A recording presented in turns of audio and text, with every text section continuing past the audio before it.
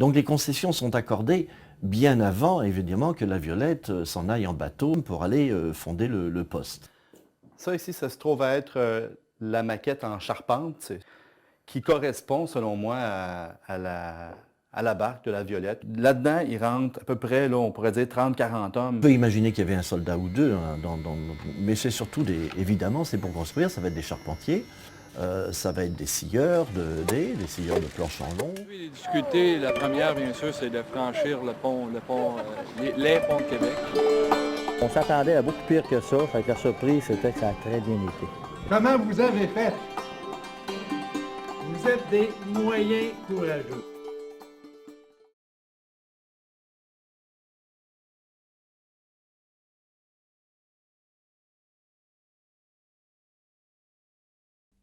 Des recherches soutenues dans les archives de plusieurs communes ont été peu fructueuses pour le professeur Gendron.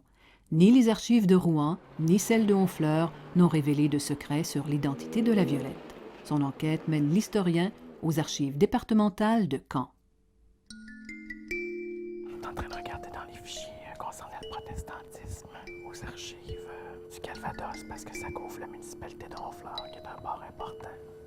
Tout partait les premiers immigrants français. On se rend compte qu'il y a des noms qu'on connaît, qu'on croise l'histoire canadienne, notamment le nom de Bochart, qui est présent aussi dans les archives. Donc, il y a plusieurs Bochards dans la région de Caen qui sont protestants. Les protestants devaient s'abjurer, c'est-à-dire embrasser la foi catholique pour embarquer sur les bateaux. Je dois procéder à la demande officielle des documents pour faire la consultation.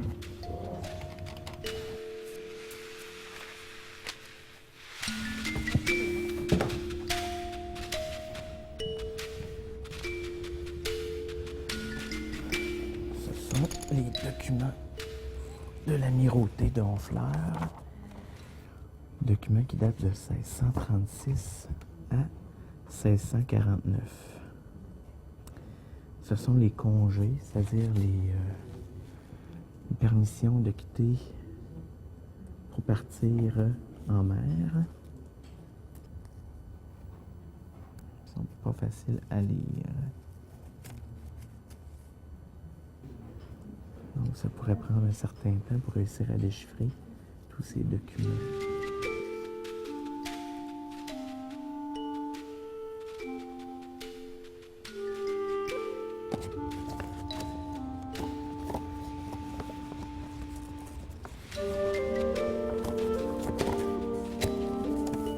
Super de cassé. 1738.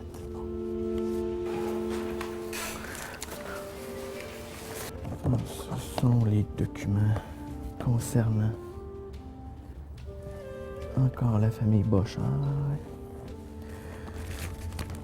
Un des problèmes qui se posent en recherche, surtout quand on ne connaît pas le nom exact ou le prénom de l'individu qu'on cherche, on se ramasse avec une somme de documents, souvent hétéroclites, difficilement consultables. Ça ressemble plus à une recherche d'une aiguille dans une botte de foin.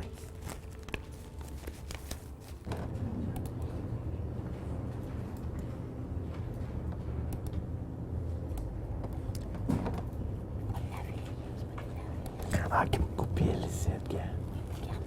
Ouais, Nicolas Goupil, maître de navire. Ah bon, OK. Voilà, là. Si aucun document n'a encore révélé l'existence de la Violette, le professeur Gendron considère avoir fait la lumière sur certains aspects jusqu'alors nébuleux, ce qui le guidera dans la suite de son enquête. Nos recherches en Normandie ne nous ont pas permis de trouver le sieur de la Violette en tant que tel. Cependant, ça nous a permis d'étoffer ou d'étayer quelques hypothèses qu'on avait initialement, notamment la filière du protestantisme, parce qu'on a retrouvé dans les archives du Calvados quelques familles Bochart qui sont d'origine protestante. Puisqu'on doute que Théodore Bochart du Plessis est peut-être le sieur de la Violette, c'est une piste qui est intéressante et qu'on va poursuivre. En ce qui concerne Nicolas Goupil, qu'on soupçonne être le sieur de la Violette, ou pour certains auteurs sur certains sites Internet véhiculent cette information-là, on a trouvé un acte d'abjuration de 1685, ce qui confirme qu'il est dans une période qui est très postérieure à la période de la Violette. Malgré tout, notre visite en Normandie nous a fait bien comprendre le contexte historique et la situation physique dans laquelle va évoluer le Sieur de la Violette avant de partir vers la Nouvelle-France. Deuxième journée aujourd'hui. On a des belles températures. On espère que le vent ne se lèvera pas. Il annonçait des vents pour aujourd'hui. On espère que ça ne se lèvera pas. On peut s'attendre à une journée similaire à hier si les conditions restent comme ce matin. L'eau est très haute. On part à marée haute et l'eau devrait être à marée haute pour encore au moins 1h30. Donc la marée joue pour nous les 2 premières heures. On devrait passer le rapide d'ailleurs à marée haute. Ce qui va nous aider grandement parce qu'il y a beaucoup de roches dans ce coin-là. Alors ça va nous permettre d'aller peut-être un peu moins au large puis d'éviter le chenal puis les gros courants. Il fait beau, puis le fleuve est quand même calme. C'était plus venteux tantôt, il y avait plus de vagues. Là, ça a l'air bien.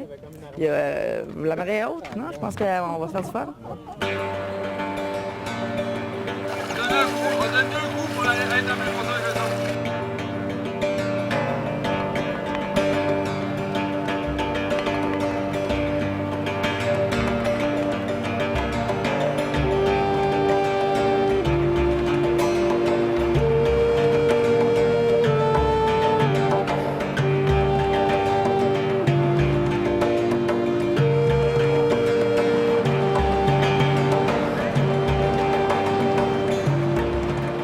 On est raqué, là, ça va être peut-être la première heure qui va être plus difficile, mais après ça, je pense que ça va revenir.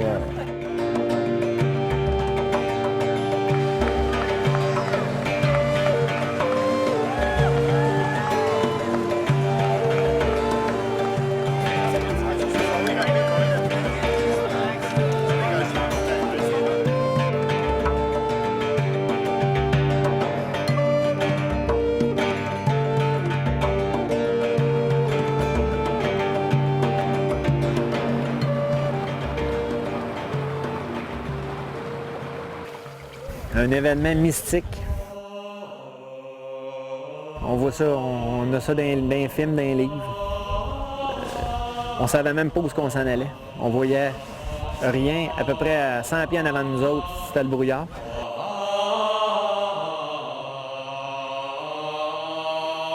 Là, on s'est mis à s'imaginer, hey, qu'est-ce qu'on fait s'il y a un bateau qui nous sort en plein milieu? Là?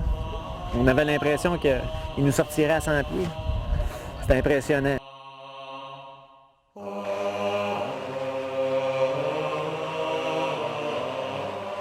On avait 2 oies blanches à peu près peut-être à 100, 150, 200 mètres, puis on était sûr que c'était des lumières. On était convaincus que c'était des lumières d'un bateau. Là, voyons, c'est quoi ces lumières-là? À un moment donné, les lumières disparaissaient, tout ça pour se rendre compte à un moment donné.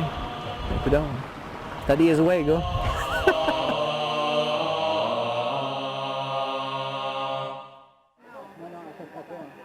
Puis là, ils sont montés le grand fleuve, puis ils vont arrêter ici, là. À soir, ils vont coucher ici, puis demain, ça va vers les Trois-Rivières.